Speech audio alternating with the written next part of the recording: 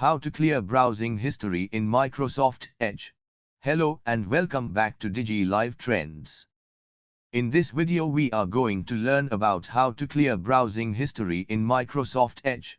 Browsing history is basically all the pages and keywords that we search for. It is stored on the browser as our search history and we can see and clear it. The steps for that are explained in this video.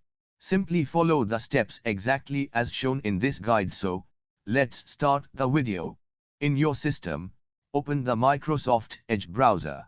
Now, on the Microsoft Edge browser, click on the three dots menu given on the top right corner.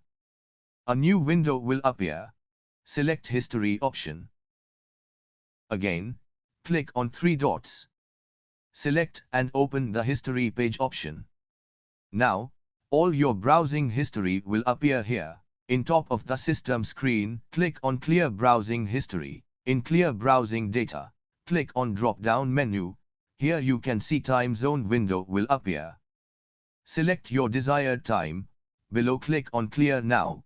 This is how you can simply clear browsing history in Microsoft Edge. So guys, if you enjoyed this video, please hit like and subscribe to our channel. Thank you for watching. See you soon in the next one. Take care. Bye.